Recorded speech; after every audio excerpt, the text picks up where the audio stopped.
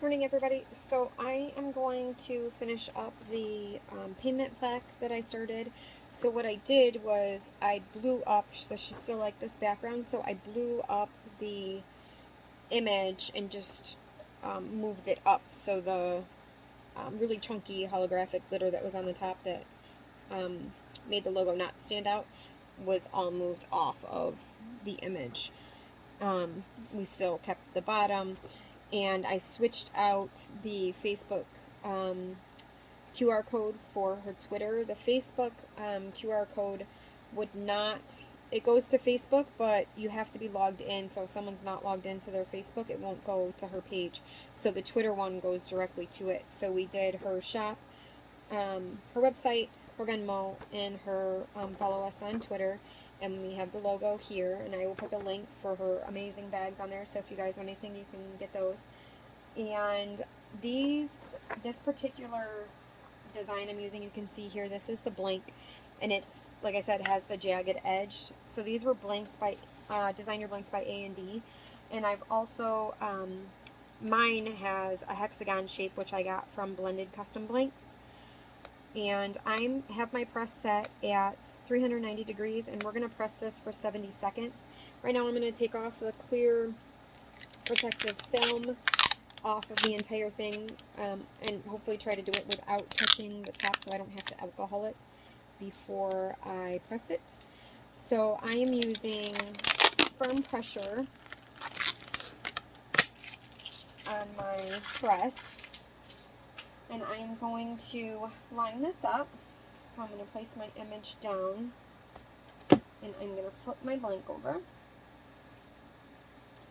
and I am going to make sure that I am lined up. So I went a tad bit bigger when I changed the design on this. So I went to 10.25 by 6. If you don't want to have to make sure that you're like perfectly lined up, you can go a little bit bigger. But since this one has the jagged edges, I want to make sure that everything is in there correctly and lined up. So we are good. So I'm going to flip it without moving it. So I printed this on a sub paper. This is a sub 120 paper. So I use a sub Echo usually for my tumblers. So I'm going to give this a good tape job to make sure that this doesn't move. I don't like ghosting or anything like that, so I'm going to go ahead and I'm going to finish taping this up pretty good.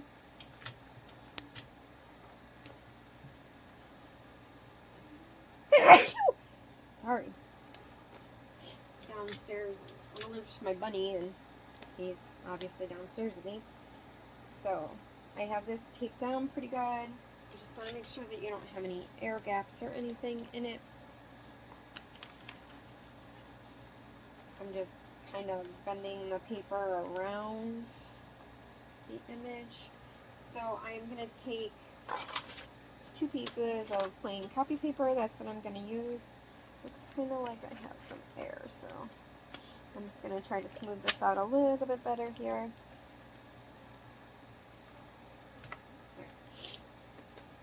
So like I said, I'm going to press this at 390 for 70 seconds. I just grabbed 2 pieces of copy paper for my blowout, and we're going to get this pressed. So I did one of these earlier for a friend of mine. This is the design that she chose. This is for where the kids are going to put their cell phones when they go into her classroom. This background design was from the sub shop.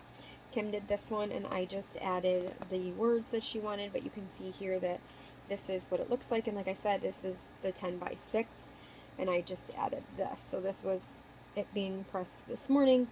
So this one has a couple more seconds. We'll see what it looks like. Okay, so we are done. So when you press the MDF, it has kind of a distinctive smell to it. I don't know how to explain it. It's almost like a sweet smell. And I am going to pull this. I always pull hot, just in case anything moves. I don't want to have any ghosting. So you can see here, this is all that's left on the paper. Obviously this is pretty hot since we just pressed it. But this is the information that's on there, the QR codes and everything scanned. I was able to get them to scan on my laptop when I went in to print these, so I know that they work. I'm going to scan them again just to make sure that they printed and transferred over okay.